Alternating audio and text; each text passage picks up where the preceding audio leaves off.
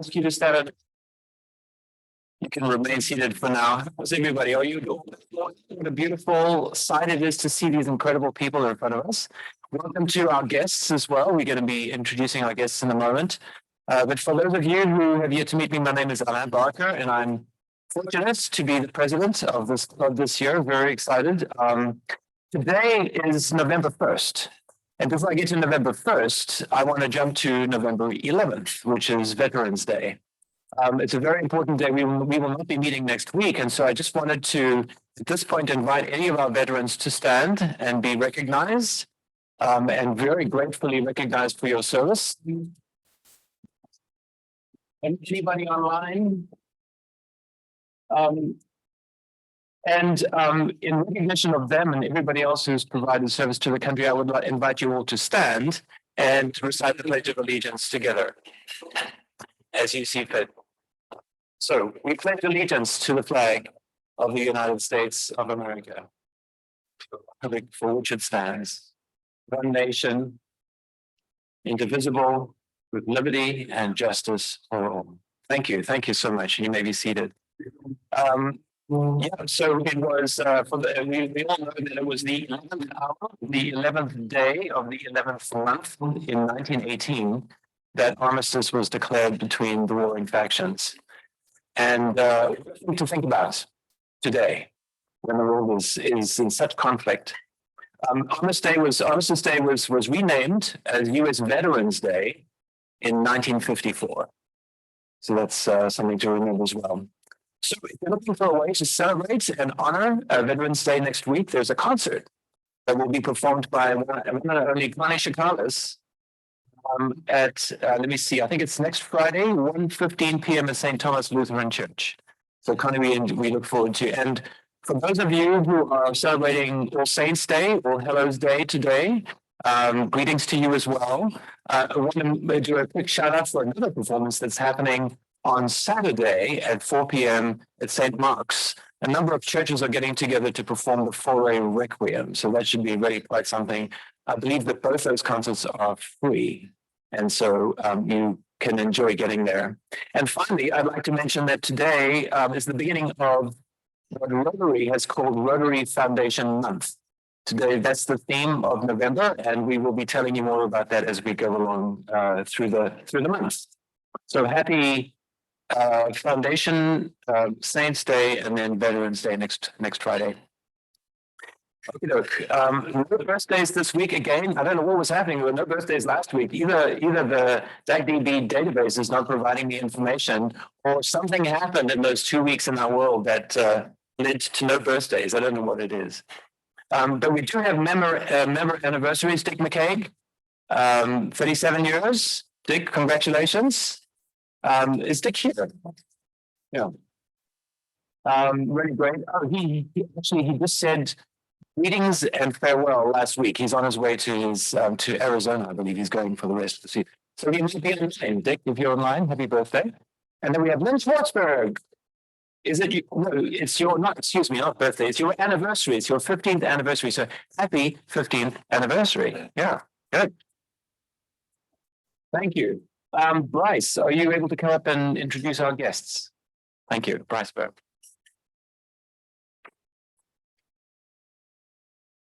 Hello. It has been since I've seen some of you. Yes, no good reasons, honestly. We all have many things grabbing for our attention, our energies. Sometimes they come around and it feels like an energy boost, and sometimes it doesn't. But it felt like an energy boost just to see some of you and be with you. So I'm just being honest. Right?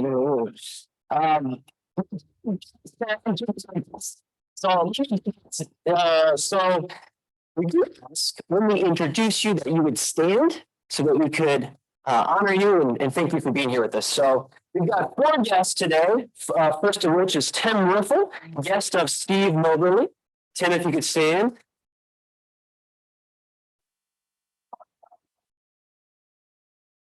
Radim Jovanovic, guest of Tracy Jovanovic. John Farage, guest of our president, William Barker.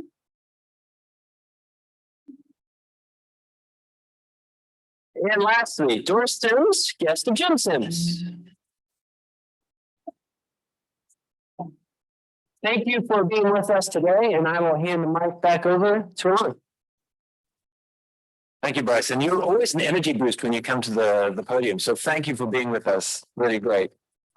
Well, today is a very special day. We're going to go through our reflection to begin with, and then we're going to be introducing new members of our club. So what a fabulous way to do that. Jim Sims is going to walk up and give his reflection for the day.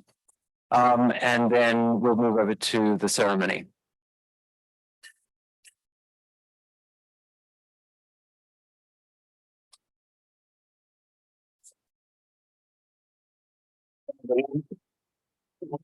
That's okay.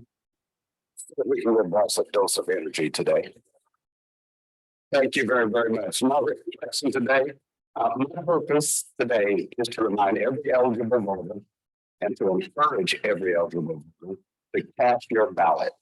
Remember, election day is 1 week away. I ran into several of my fellow Rotarians already early voting, so I'm assuming that everyone in this room is probably already doing that. And I'll be able to have a reminder today. It has been said that more elections are local. I won't argue against that statement, but I think you'll hear today midterm elections, which encompasses much more than local government and school board races. I have 3 reasons to vote that some may find encouraging that I'd like to share today. Number 1, your vote matters. Some may think that voting is useless or that your vote doesn't matter. This type of thinking leads to lower voter turnout, which in my opinion belies our civic duty and responsibility and does nothing to encourage citizen engagement. Thanks for asking. Why do you think that candidates spend so much time, energy, and money to convince you to vote for them? Because your vote matters. Number 2, I believe your vote stretches beyond one's personal self-interest. I believe voting enhances our structure of a sustainable democracy. Some may think our U.S. democracy was far from perfect. Agree. Some may think that we don't even yet have a truly equitable democracy. I tend to agree. And or that our democracy is eroding. I think there may be signs of that, but I'm not willing to totally agree with that just yet. Lack of using your right to vote and not participating in this process does not help us as we continue to seek a true democracy. Lastly, I am motivated by historical issues and barriers that did not allow all citizens to exercise their right to vote. Vote to honor the sacrifices of my ancestors and civil and voting rights leaders of our time. And I also have a personal connection. One of my interests is the Voting Rights Act of 1865. And it's another story for another day. However, my grandmother was attempting to vote in Harrisburg, Tennessee in her mid-30s. And one of the things, oral history in the family that I've always valued and will never ever forget.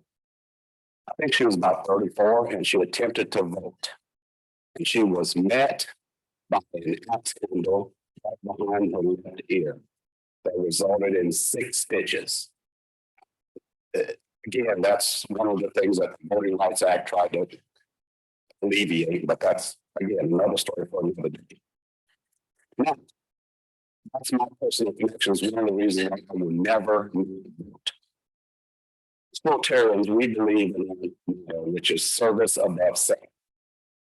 I also believe that when citizens vote, you are also engaging in a larger than yourself activity. Thank you all very much.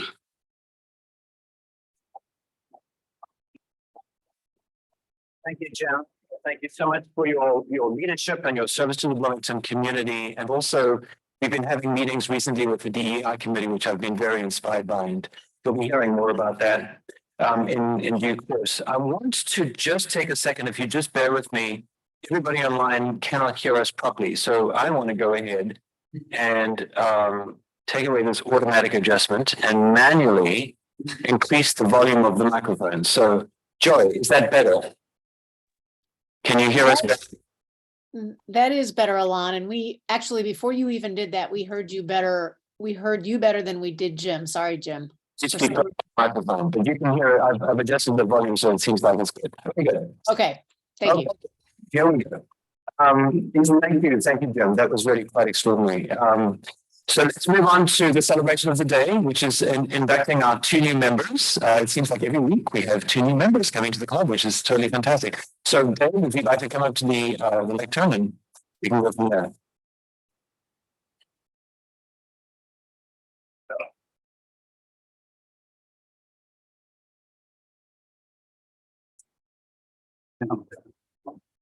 I think these there's nothing. Yeah. Folks, we are at a time of induction. As stated, this is a delightful part of our club. Our really growing club. We have 2 people to join on, and today we have Sarah Cochran and Erica Kovacs. And Sarah and Erica have one thing in common, beyond the obvious, and that is that they are both high school business, and high school business. So we'll begin with Sarah and talking a little bit about Sarah's relationship with Rotary began early, as her father was a member of the Cushing's Oklahoma Rotary Club, serving in many roles, including president. One of Sarah's earliest Rotary memories is having Joelle from Belgium live with her family when Sarah's youngest brother was born. The Cochrans were among a handful of Christian families who were very active in hosting Rotary students, including Joelle. Andrew from Australia, Maria from Argentina, and Julia from Belgium, Sebastian from Germany, as well as members of the GSE teams from South Africa and Hungary, building relationships with Rotarians around the world, as well as hanging around the annual auction, playing in Rotary Park, and serving as student Rotarian of the month from Sarah's perspective of the amazing impact Rotary has on persons around the world. As a young professional, Sarah was a member of the Springfield, Missouri Rotary Club, serving as a board member and a membership chairperson. Now, after a bit of hiatus from Rotary, Sarah is excited to join our club. Sarah is a clinical assistant professor of entrepreneurship at the Helmke School of Business, where she teaches undergraduate and MBA students and serves as a faculty advisor of the Student Entrepreneurship Club, CEO. Sarah serves as treasurer on the board of the United States Association for Small Business and Entrepreneurship, and has published works in a variety of journals and books. After growing up in Cushing, Oklahoma, Sarah attended Drury University in Springfield, Missouri for a BA and MA, and later earned a PhD from the University of Missouri.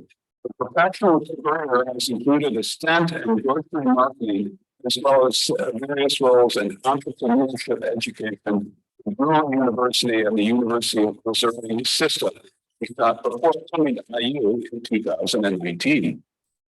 Now to Erica. Erica was born in Sao Paulo, Brazil, and spent most of her life in Recife. She was in the second group of high school exchange students from a Rotary district, 4,500, and spent a year in Fargo, North Dakota in 1987. After all these years, they still keep in touch. This experience changed family's life and brought them closer to Rotary. A few years later, her father joined Rotary. Her mother was the first woman in the club, and her sisters were exchange students. Erica and her family hosted 8 students. The international exposure was determinant for her career choice. She has two master's programs in international business and finished her doctorate in science in 2009 from the Universidad Federal de Pernambuco. And she researched the internationalization process of agribusiness funds. She worked in multinational firms such as Philips and has more than 2,000 hours of consulting. In 2015, she did a postdoc at Georgia State University. Since January 2018, Helmke is a clinical professor in international business at IU, School of Business, and takes students from abroad. She's engaged in bed and has 3 boys. Her is 30 and was a Rotary exchange student in Germany in 2007, where she lives now. Now, and Fernando are 11 and live in Bloomington. He has a grandson, Gabriel, and another on the way. Papa believes that international exchanges make the world smaller and cause a strong positive impact in many lives. She wants to give back to the community, helping with these programs. Now, I'd like to ask Jeff from the membership committee if he would do the actual ceremony. Thank you, Jeff. Congratulations.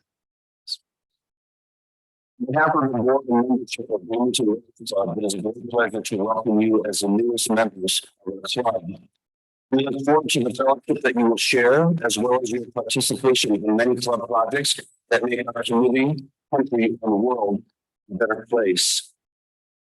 Though Rotary is not a political organization, Rotarians are vitally concerned with good citizenship and the election of strong leaders to public office. Rotary is not a religious organization. It is built on those internal principles that have served as a moral compass to people throughout the ages. Rotary is an organization of business and professional people pledged to uphold the highest ethical and moral standards. Rotarians believe that worldwide fellowship and peace can be achieved when people unite with the Rotary motto, service above self. Rotary activities exemplify the charity and sacrifice that one would expect from people who believe they have a responsibility to help others. Erica and Sarah, you have been chosen for membership in the Bloomington Club because your fellow members believe you can be a leader in our community, because you possess the qualities to champion the message and principles of Rotary. You are a representative of your vocation within our club and community. You will become an ambassador of Bloomington Rotary, carrying the ideals of service to all within your sphere of influence. Community will know and judge Rotary by your character and service. We will also look to you for inspiration as well as strive to become better Rotarians. We will now pin you with the distinguished badge of Rotarian, your Rotary pin. We ask that you wear your Rotary pin with pride, not only to Rotary functions, but in your many endeavors as a symbol of your commitment to Rotary ideals, and recognition that your contribution towards a better world. Fellow Rotarians, please rise and welcome the newest members, Kovacs and Sarah.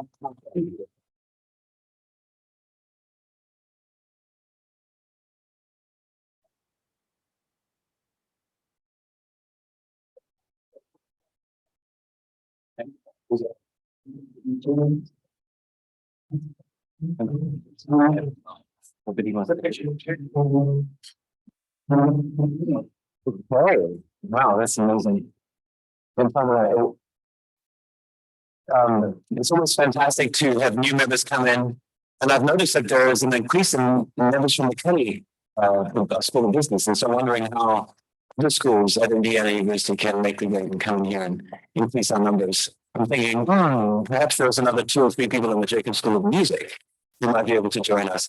So congratulations, Erica and Sarah. It's really fabulous to have you with us. Yeah. We have a few club updates. Jim was telling me that the toast was sold out. Congratulations to Jim. I believe that we have 290 people who will be joining us for the toast this coming Friday.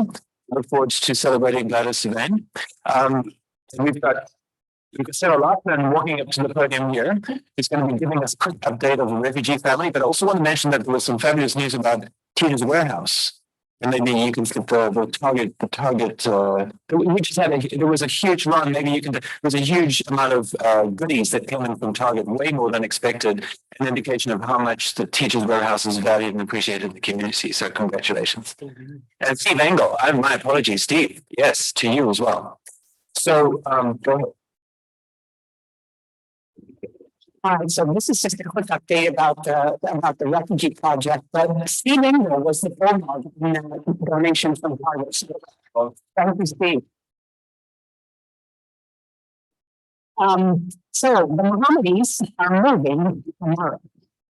And we are so grateful for your donations and especially for our partnership with the Habitat Resort.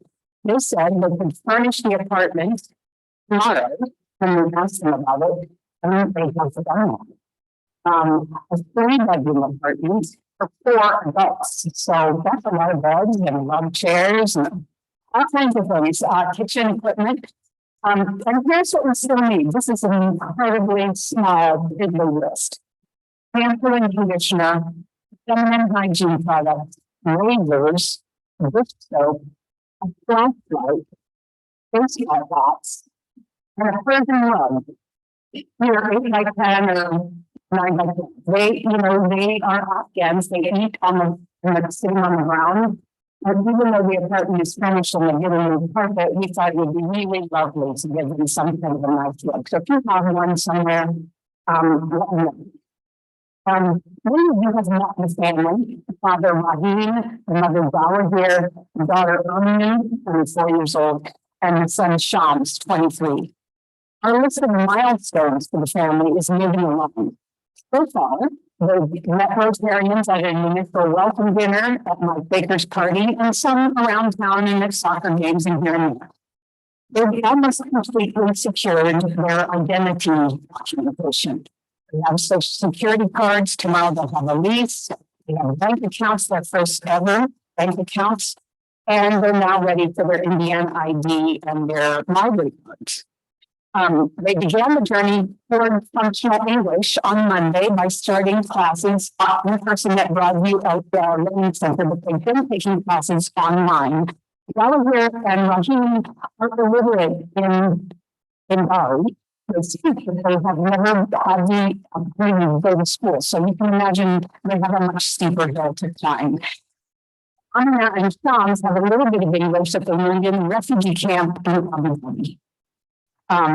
They've established transportation independence thanks to 4 donated bikes from members of this club and their ongoing bus training and additional practice this week after they move into their new place. As of tomorrow, they'll be moved into their permanent housing with an annual lease and utilities and internet. So that's a big check mark on our milestones list. The farmers completely established ongoing relationships with medical and optical providers, and they've scheduled dental appointments, also probably the first in their lives. They've taken initial steps toward economic independence by receiving and learning to use their SNAP benefits and opening their first ever checking and savings accounts. And our next benchmark is to secure initial employment for them. We'll begin working next week on developing their job, understanding their job aspirations, creating resumes for them, and helping them practice interview skills. With 4 adults all looking for work, we're going to need your help. And we're so grateful for those of you who have already offered. So stand by for the next steps. We are having a weekly translated meeting with them so that we can get a deeper understanding of what they are thinking and needing. And we're gonna start working on the job search this afternoon at 2:00. So if you're interested in getting involved, I notice our team members have deep interest and experience in international affairs. This is our first ever Afghan refugee sponsorship. So we all the help we can get. Thank you very much. Thank you, Sarah. What an inspiring project, and congratulations to all of you who've been involved in the steering committee. Really, very amazing. A few other quick things before we move over to the program for the day. We have Steve Moberly mentioned to me that we have the Salvation Army bringing in the season coming up. I'll give you the dates. It's December 3rd, 10th, and 24th, and we'll be at the Projet on the east side. So hopefully we'll have some fun there. To remind you, Friends of the Rotary Foundation Gathering in Columbus, that's coming up in November 18th. You can put that on your calendars. I'll be there as well. It's always a fabulous event, meeting some of the leadership from around the district. And this will be in Columbus, so information will be coming very soon. A few thanks, Bryce. Thank you so much for lightening our day and bringing energy to the podium here, greeting our members and being such a wonderful greeter at the front there. Tyler, likewise, supporting us for producing the online event. Joy, as always. Jim, thank you so much for your reflection. And thanks to Jim Bright for producing such a great set of roundabouts this past month. And especially Kyla Cox-Deckard, who's going to be doing today. There are a few people who are going to be doing this month, and they're juggling between themselves. So Kyla, thank you very much for stepping forward with that. Okay, I think that we're ready for our program. So Jim Bright is coming to the podium. Just remember to speak into the microphone, otherwise people can't hear online. Okay, thank you, President Owen. And it's an honor today to introduce our special speaker, Helmke. That's going to take on no easy task, and that's to try to make sense of the upcoming midterm elections. I think no one better in the entire state of Indiana better get to take this on. Just consider a few facts about Paul. Paul was a three-term mayor of Fort Wayne, Indiana. Former president and CEO of the Brady Center and the Brady campaign to prevent gun violence. He was currently a professor of practice at the ODL School of Education and Environmental Affairs. He was the Republican nominee for the U.S. Senate race back in 1998. He's an IU alum who graduated with distinction in 1970. While he was here, he was a student body president during an era where some of us remember of the student protests and activism that happened on the campus. He was selected to Phi Beta Kappa, studied law at Yale, where he received his Juris Doctorate degree in '73 in the same class as Bill and Hillary Clinton. He joined the IU faculty and O'Neill in 2013. So please rise and give a ring to Paul Helmke.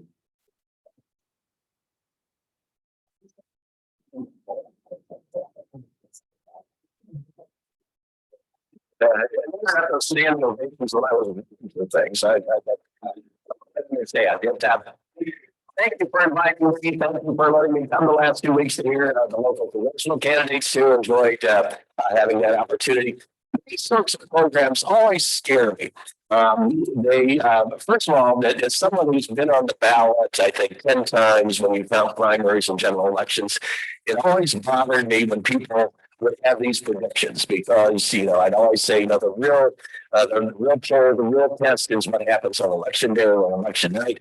And things and all these predictions, they're either going to depress my supporters or they're going to encourage my supporters or they're going to screw up the election somehow. So don't do any of these predictions. The people don't really know what they're talking about. We're just guessing. So that's the one qualification. I actually had 2 elections. Those 10 that I was not supposed to win, that was outspent. So sometimes things happen that people don't predict. That's qualification number 1. Qualification number 2, it always bothers me when folks talk about what's going to happen in places they don't really know that. Remember when they started at Brady, I ran into Rahm Emanuel. This is when he was a congressman. He was head of the Democratic Congressional Campaign Committee, reached before he was the mayor of Chicago. And I told him that he ought to look at the Indiana 3rd District, the Fort Wayne District, as a possible Democratic pickup that year. He was talking, it was an event where they were trying to tout seats and now turn from Republican to Democrat. And they just moved to DC from, I said, just if you're interested, you ought to look at this race. The Democratic candidate had been a city council member, Vietnam vet, medical doctor. I thought it was going to be a strong Democratic year. And I thought they ought to look at it. And I felt there were some weaknesses to the incumbent, who I had challenged in the primary 4 years earlier. Those mistakes. And I thought I had to look at the race. He looked at me like, why should I listen to you, you stupid? That race ended up being like a 51-49 race. If they had put some money and some effort into it, they might have had a chance to win. From the outside, it looked like, the guy had always had strong reelects. The incumbent had strong numbers. why should they take a chance here? So the outsiders don't always know. Sometimes you have to get people on the ground who are familiar with the local politics to have a better sense of what's going on. Despite those two qualifications, I will see this idea of predicting elections and talking about what's going on. One of my proudest moments was I went back for a Yale Law reunion in 2008, and we had alums from all the classes that ended in 3 or 8. I don't know how they do it this way, but so a lot of people. There was some panel talking about the midterms, and then there was a poll test passed out, prediction test with either 50 or 100 questions on it. And they were going to give some prize, a book, or whatever. How was the winner? Of all these alums from all these classes, I did a better job of predicting, total number of seats that would be won by the party, who would win specific races.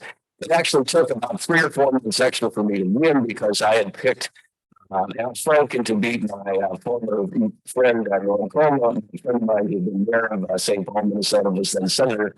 I had picked Franken to win that race, and I think it ended up being recounted. Franken won 100 votes or something. So maybe even less than that. So it took a long time. I like these things. Okay. Those are the qualifications. Everything that you hear from prognosticators, including me, these are just guesses. There's going to be surprises, but there are some things that you can count on. And when I count on 2 when I do these things, number one, there are a number of systemic factors that hold true regardless of the election year, regardless of the candidates, regardless of the issues that are out there. And those are the first things that we need to take into account. So systemic factors are, for example, that the party out of power usually does better in midterms. I mean, that's one thing that has held true for a long time. If you look at House of Representative races going back to the Civil War, the party out of power has picked up seats 37 out of 39 times. That's pretty impressive. Except what were the 2 times that they didn't?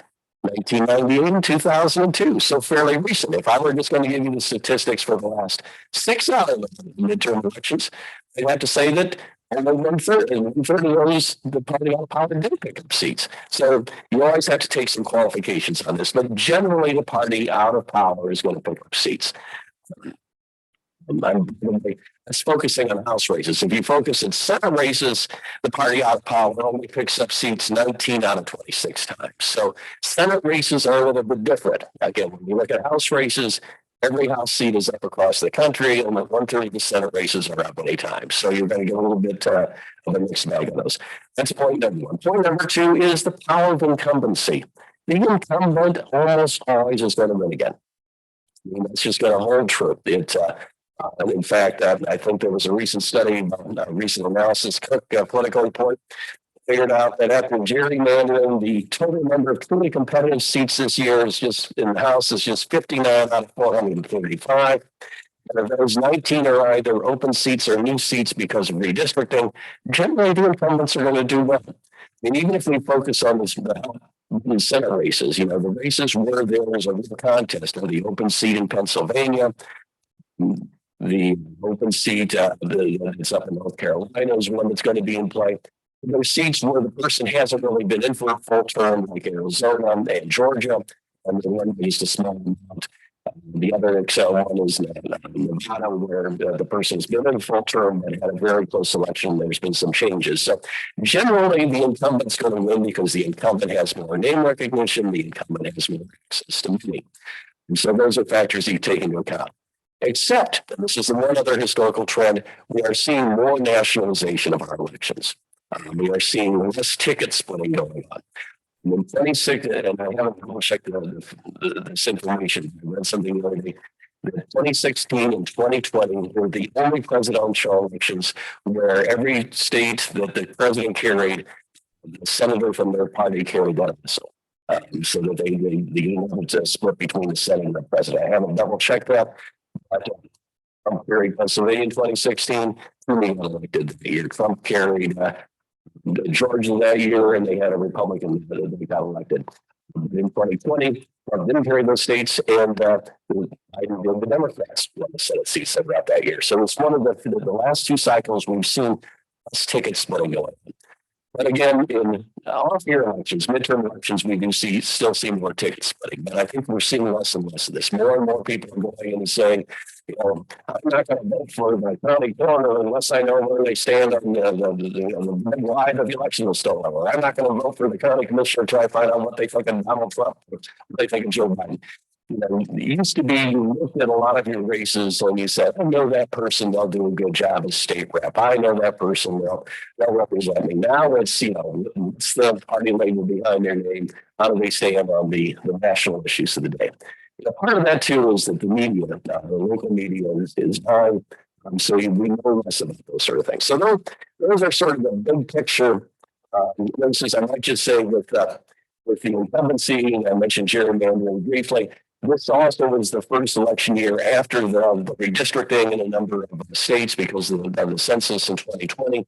That's a factor too. A lot of the seats that the Republicans are likely to take are newly created seats because Republican legislatures drew the maps in such a way that they could be, and you know, Democrats try to pull the maps that way too. But it's estimated that the Republicans, if they are going to pick up 15 to 20 seats, probably just because of redistricting alone. This year, when you look at redistricting in some of the districts have been plus the open seats and the Democrats have left. So you've got those two combinations. Okay. It's point number one. Those sort of rules hold true regardless of the election. Then there are things that are specific to an election, a particular election, and those are one, money and polling. These are what the manuals of the money look at. These are what the experts in DC look at. They're going to look at any race and they're going to say, Helmke, it's outrageous you 10 to 1, we're not putting any money into that race. So you get this vicious cycle type thing.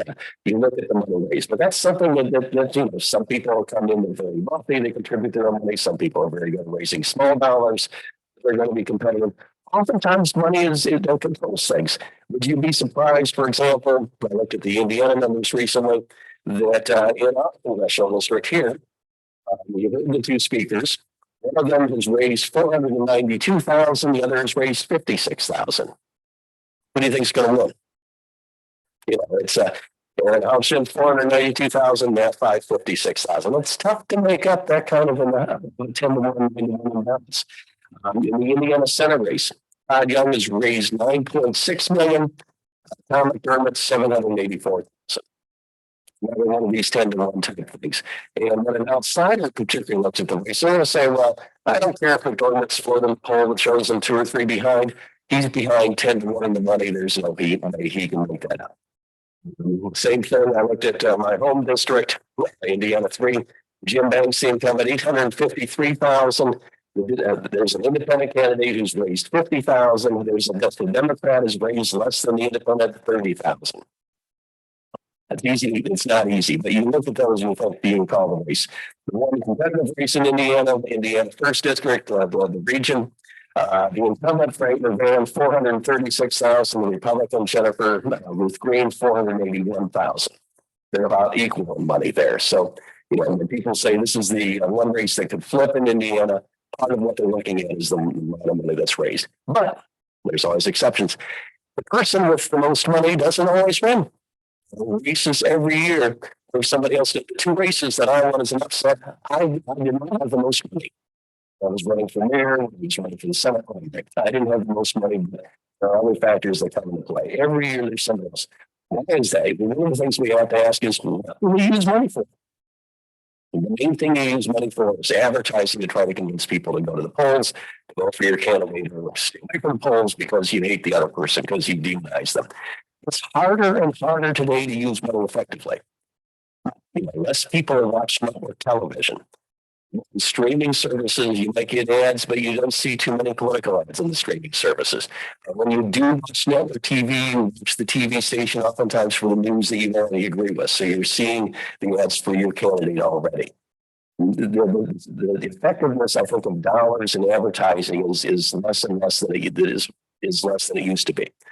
I get so many emails from both sides. I don't pay attention to them. I get texts that I don't pay attention to. I just wish I got my own, in the mailbox like I would in the old days, because that's easier to throw away. But I don't even get that much anymore. it's harder and harder to communicate, for the candidate to communicate with the public. And so I think that's made the role of money a little more questionable these days. You can still use money to get good polling, these sorts of things. In terms of reaching the voter, I'm not sure money has the clout that it used to, but still an indicator to the people who analyze elections is who's able to raise the most, who has the most on that. The other is polling. You know, people look at the polls, people argue about the polls, they say so-and-so is going to win because these polls. Polling is harder than it used to be too. How many of you use a landline? I mean, that's how you used to reach people. You did through polling, you got a random sample of landlines. Now you've got to do a cell phone. My cell phone shows that I live in Northeast Indiana. People move to keep their own cell phone numbers. It's hard to get an accurate phone. I don't answer my cell phone unless I know who's calling me. Somebody's calling me from Washington, Virginia every other day. I think they're trying to waste money, but maybe it's polling. So polling is getting harder and harder. And even when we have landlines, polling, I've worked a lot with political posters. When they do a sample, and then one of the toughest things with polling is how do you weight your sample? You know, I get people that say, well, we don't have enough Democrats in the sample or enough Republicans in the sample. I'd say, maybe there's less Republicans or less Democrats than there used to be. No, that can't be true. We've got to weight the sample. And they're probably right. How do you weight the sample is tricky. Then you have polls being used for political purposes. I mean, since there's a back and forth on social media the last few days, the Republicans are releasing these polls showing where Republicans search to try to depress the Democrats. I've seen in the past, sometimes I didn't want the poll to show I was too far ahead because maybe it would mean my supporters would assume I'd win and stay home. So, polls can play both ways, but those are tricky too. So you've got the systemic factors, you've got the individual race factors. The most important factor, though, I think, in a real race is that this is something that is both local and national, and that's the turnout.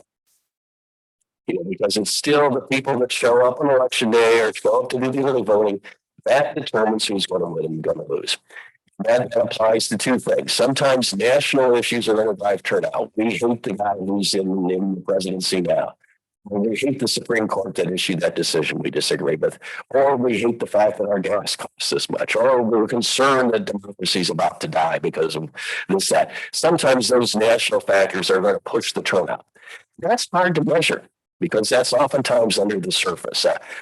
Plus, you've got to have that local campaign efforts to get out the vote.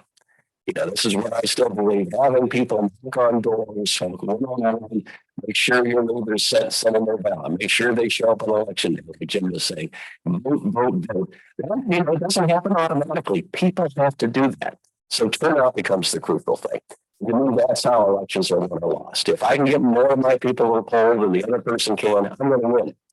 And all those other factors, the money, the polling, the historical trends, don't mean anything if I get my folks to show up. Last point I wanted to make, this should be a real interesting election. I think there will be surprises.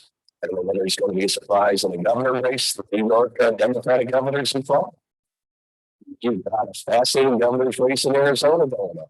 You've got Grassley, the 87-year-old Chuck Grassley, a longtime senator of Ohio, is supposedly in trouble this year.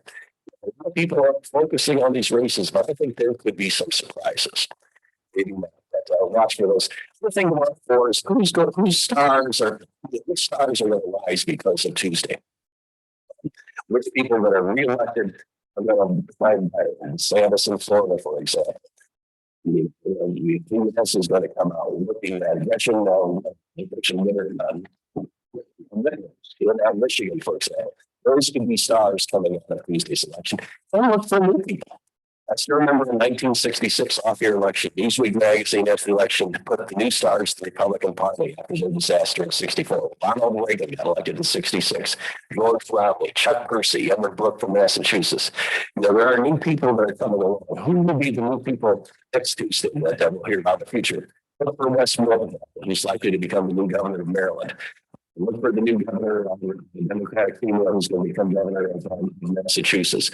Who else is going to be there? Whose star is going to shine in the future? So I'm talking about this stuff. Happy to take specific questions. But the main thing is make sure you vote. Make sure you neighbors vote. Thank you very much.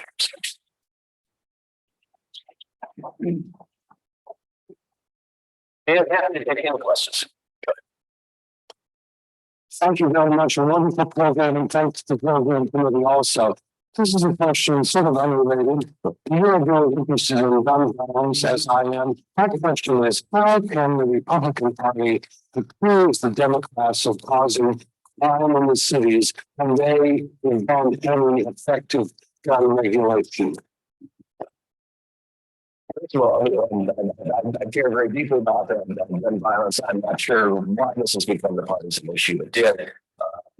As when I was running for office as a Republican, I get often questioning the use of violence prevention measures. I would say, okay, this is a law and order issue. And adding police and doing neighborhood policing and adding police rubber guns. And the Republicans, the senior, the younger, oftentimes supported these common sense measures. Jim Brady, who I knew well, was the Republican press secretary for Republicans.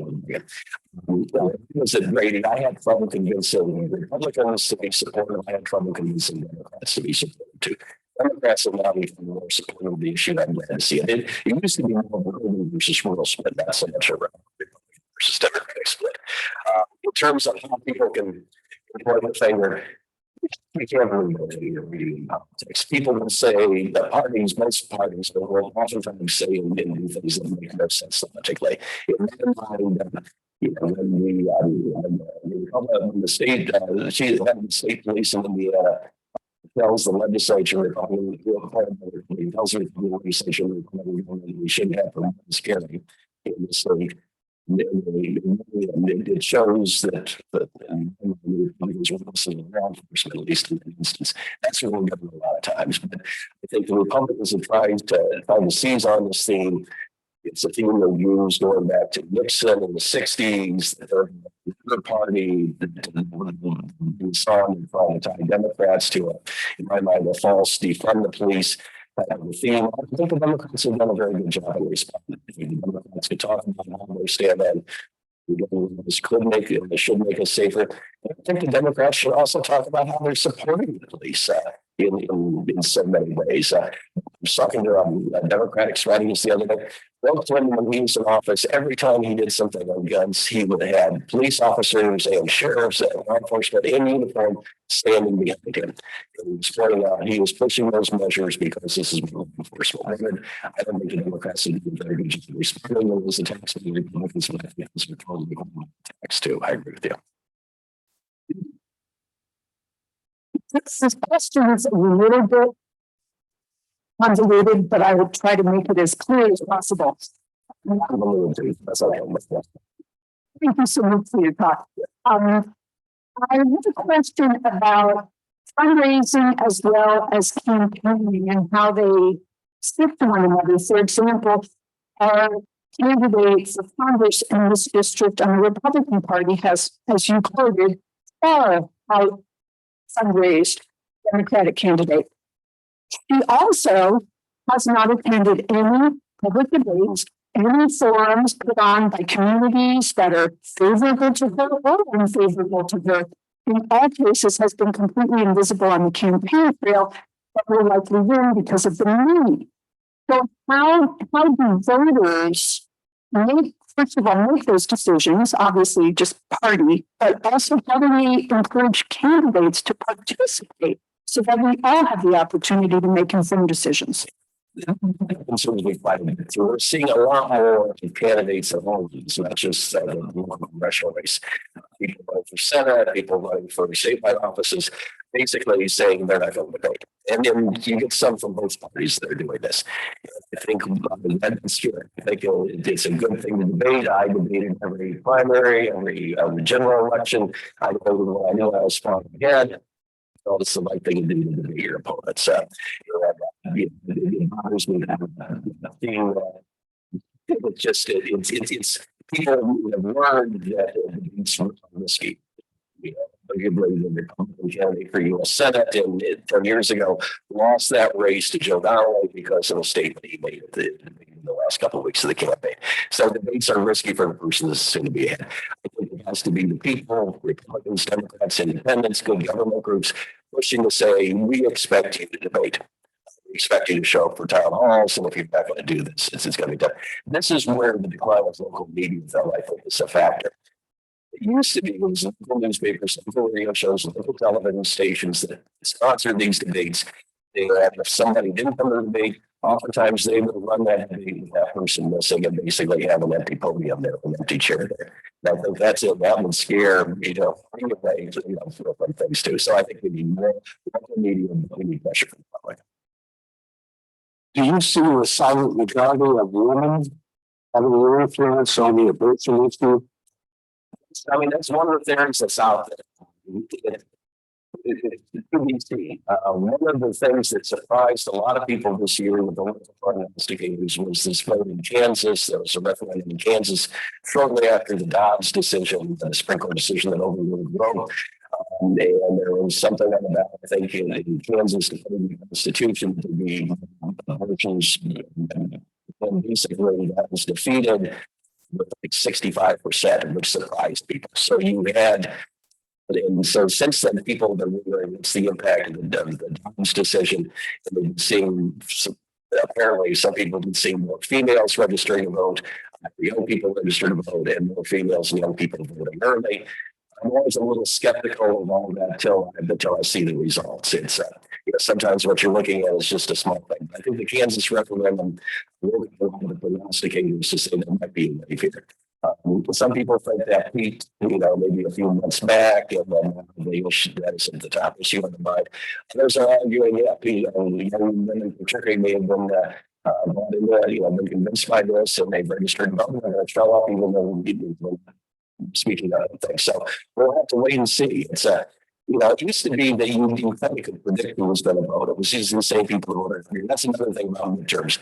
The voting turnout is a lot less than in the presidential year, which is sad because midterm elections oftentimes have as much importance. We haven't talked about what are the consequences of this election. The Republicans retake the House, could have impeachment inquiries, could have investigations started, could have investigations stopped. It could change a lot of things. In the 2013 election, Democrats apparently didn't pay attention to the midterm. McConnell and the Republicans got control of the Senate. That meant no nominees coming in. It could be the same thing again. People need to pay attention to midterms. The number of people who are registered who don't vote could change every election in the country almost every time.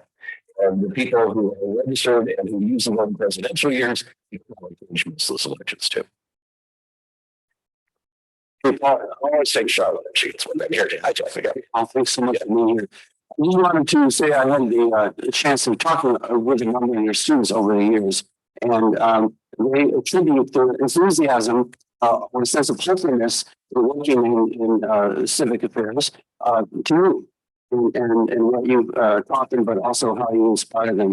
And I'm just wondering, what is your take on youth engagement more generally in politics, and what's your sense beyond your class of when you've had them so enthused, but beyond that, what's your sense about the youth impact, especially here in the university community, on elections? First of all, I'm glad I'm encouraged because I feel encouraged me. I mean, when I get cynical, I'm talking to the young people because that does encourage me.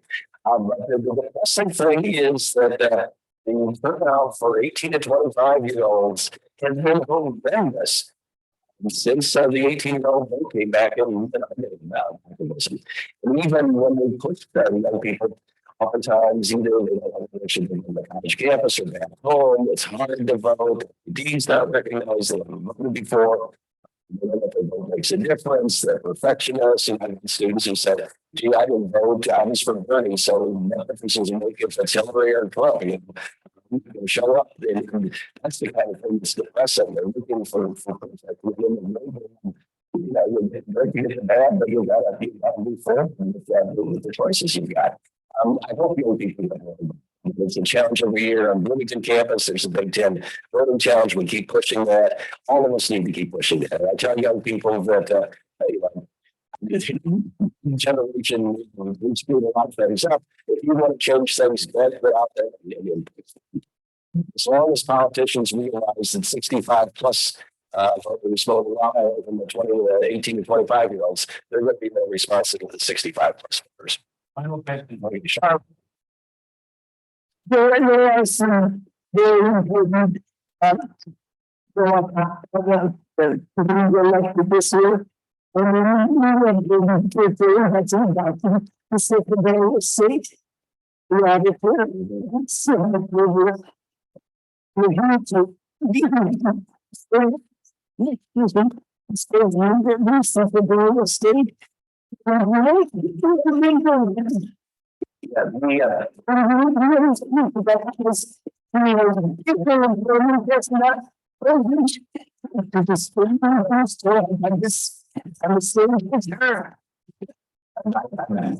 As we're not talking about the state races, and then again, the thing that people need to realize, state races, state races are oftentimes more important to what's going to affect somebody's day-to-day life than the national races. And obviously, as a mayor, I feel that, and in the state of Indiana, in any state, the role that those statewide officials play is crucial, particularly the Secretary of State. The one race that I think the Democrats have the best chance of statewide in Indiana this year is the Secretary of State's race. Democrats have not won a statewide race since 2012. That year they won two. They won the U.S. Senate, a race with Donnelly, and the superintendent of construction race. So it shows that people can split their tickets. I think this year, if they split their tickets, one of the ones most likely to flip is the secretary for the Democrats to win is the Secretary of State's race. Particularly the Republican candidate, met him.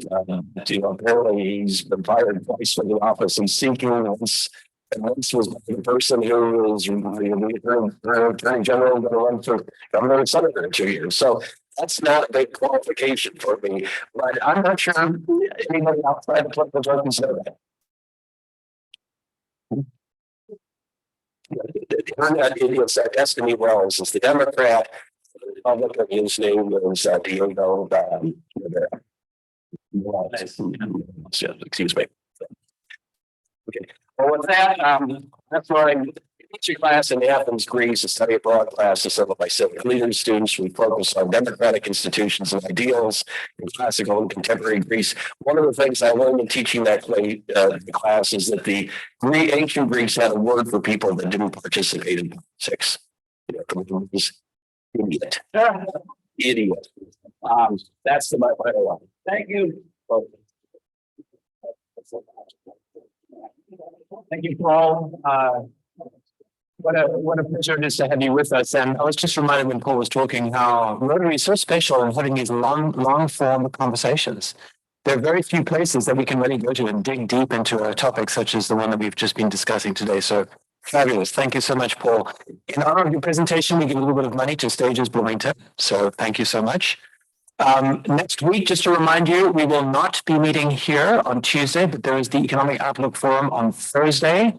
The Bloomington Rotary Club has a special deal of $27 rather than $35. So if you want to go there in person at the Shreve Auditorium at Ivy Tech, that's definitely where to go.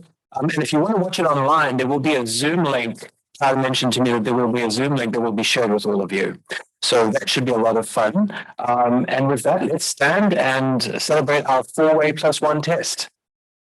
Of the things we think, say, or do, first, is it the truth? Second, is it fair to all concerned? Third, it will build goodwill and better friendships. Fourth, it will be beneficial to all concerned. And fifth, is it fun? Thank you all so much, and we will be back at the IMU in 2 weeks' time. Thank you.